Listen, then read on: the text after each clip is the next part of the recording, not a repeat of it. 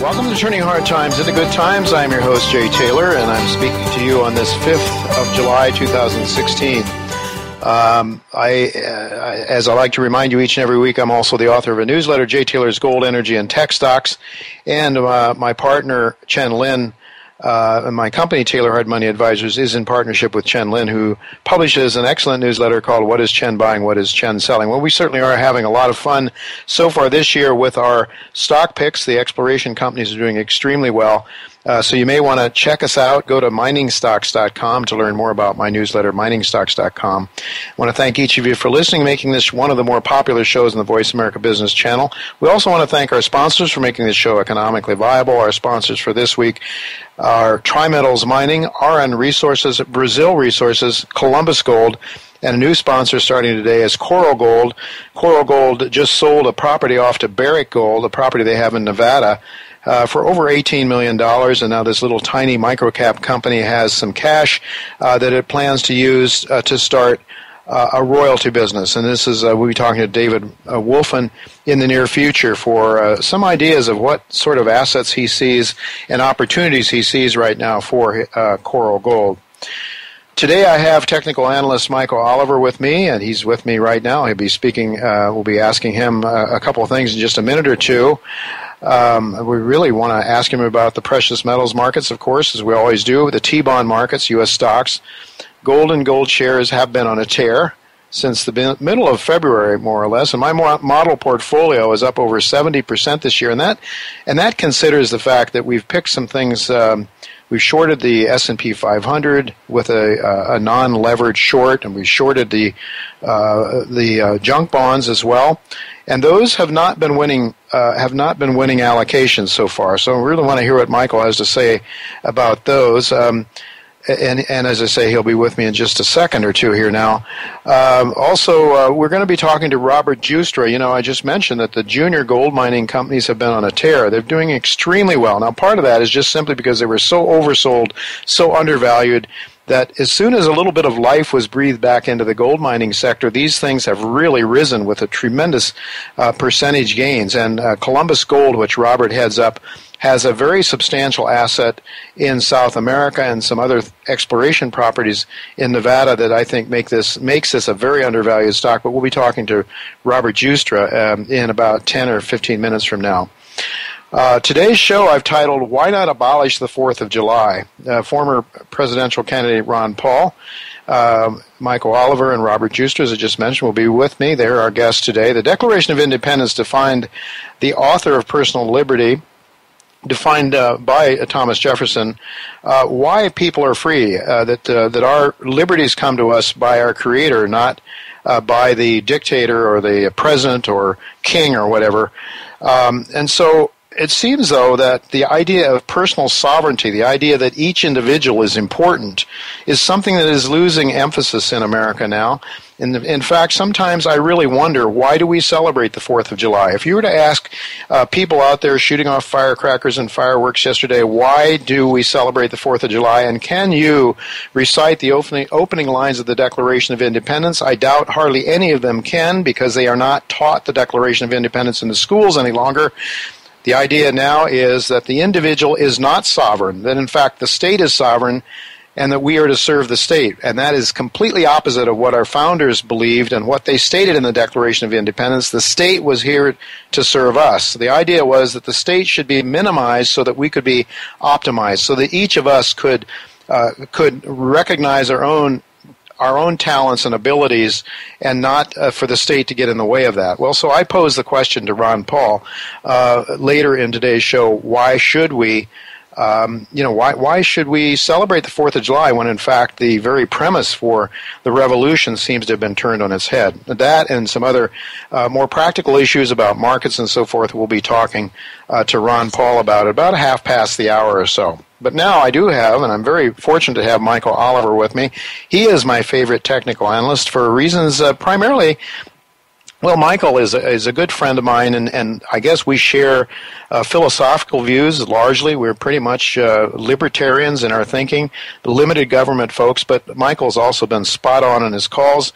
I don't know of many calls that Michael's made that haven't been correct. And one of them that really stands out in my mind I want to ask him about today, and that is the T-bond. I mean, several weeks ago or so, he was predicting the possibility of a blow-off in the T-bond market. Well, if you look at the T-bond market, the U.S. Treasuries, long-dated Treasuries, are on a tear for sure. So we want to talk to him about that. And, well, he's here with us now, so let's get started. Thanks for joining me, Michael. Oh, glad to be back, Jay.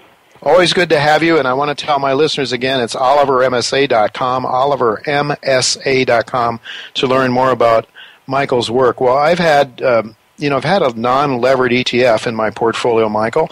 It's a short position on the S&P 500. It's down 5.2% so far this year. My gold shares, the exploration guys, are up 200% on average. And one commentator that I spoke with the other day said, Taylor, I think you should just get rid of that short on the S&P 500. He says, I don't think these stocks are going down anytime soon in the United States. What are your thoughts on the S&P 500? Well, I think that we live in very interesting times. I think we're approaching a culmination or a crisis, not just in markets, but in politics. And you can't separate the two anymore because, as you know and I know, the state has involved itself so much in markets that it's hard to find a market event that isn't correlated to the state in some way, central banks and so forth. So I'm gonna get to that question. Don't let me forget it about the S&P. Sure. But I've got some overarching. When you first interviewed me, I think it was like 2 years ago. It was over my book, The New Libertarianism and Anarcho-Capitalism. I think you'd seen the review in the Mises Institute, which launched the book, which I was very proud of. But as that's the other half of my life, and has been for 40 years, of active libertarian. I see certain things going on now that most libertarians I don't think appreciate. I think the political events of the day are very positive. Now, how can I say that when there's the Trump and Hillary? As the two main, how can I possibly be positive? The way I can be positive, and this is true with markets as well, sometimes you have to go to the extreme to undo something. Quite often things aren't undone in an incremental, let's go through the normal rut type of process. They occur when you take things to an absolute extreme that is untenable and it just rips apart at some point. We've had the two-party system for our lifetimes, if not longer. There's nothing, of course, holy about a two-party system. It just happened to be. Okay, it was not in the Constitution or anything of the sort. And as it happens, libertarians and Tea Party folks and limited government folks have crowded into the GOP as if that were the only vehicle available to them to put forward their policies and try to take the state back, limit it, cut it back, so forth. And they failed. Even though there's been a lot of Tea Party people in Congress, they've still not gotten anything done because of other GOP orthodoxies and the power of the Democratic Party combined. Therefore, it's been a futile vehicle. Well, fortunately, because of Donald Trump, that vehicle is being trashed, possibly forever, as a viable political party. The Tea Party people, limited government people, are abandoning it.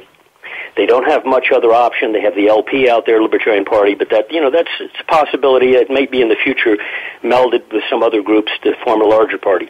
I suspect the GOP is dying. That's a positive, because it was a false positive to begin with, from our point of view. As far as the Democrat side, if Hillary Clinton wins the election, and it ends up with her and Trump, and she happens to win it, that's a positive. Now, how can that be conceived of as positive? We just saw Brexit. Brexit is not just an economic event, it is a political event.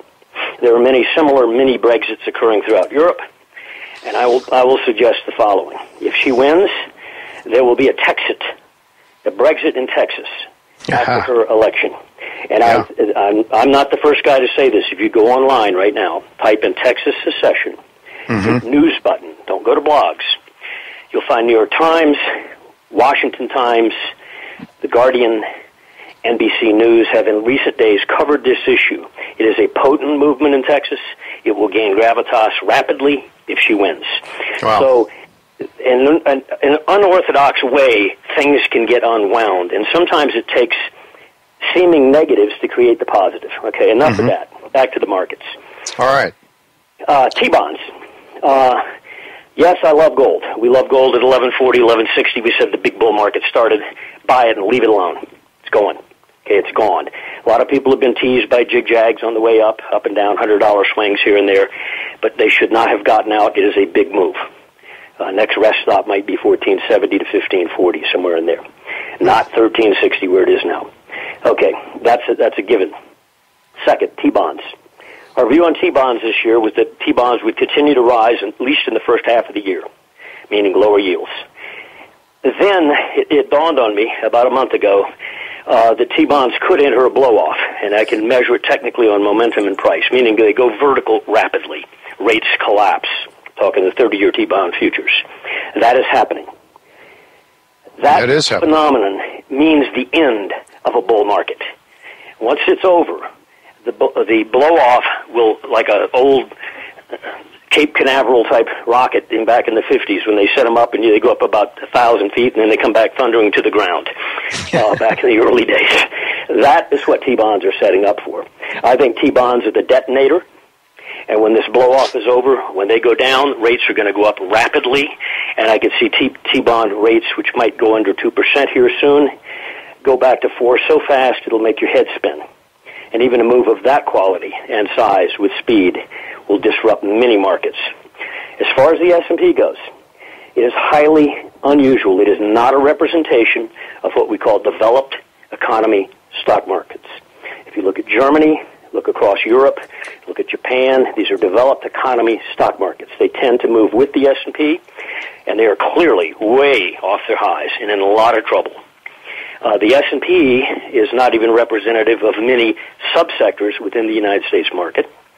And so I think it is an illusion, but I think it will be ripped asunder when the T-bonds, and maybe even before, when the T-bonds top and head down. I don't think T-bonds are speaking in the manner they're speaking, and gold is speaking. What it is saying have no consequence on the S&P. I think they will. So, right now I would say, I put out specific numbers for my subscribers, so I hesitate to do that right now. It would be unfair to them. But I think the S&P does not have much room to sell off here this month or anytime this quarter, too far below where we are right now, which is the 2080 level. You drop down several more percent and it's over.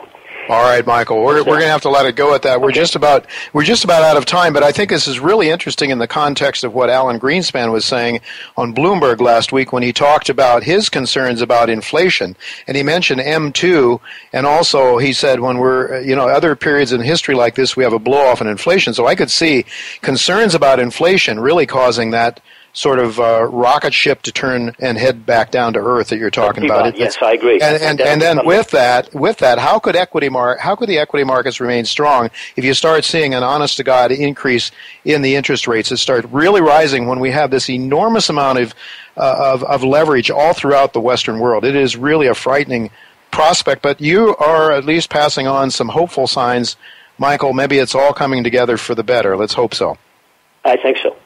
All right. Well, thank you very much. Thanks for being with me, Michael. Always good to hear from you.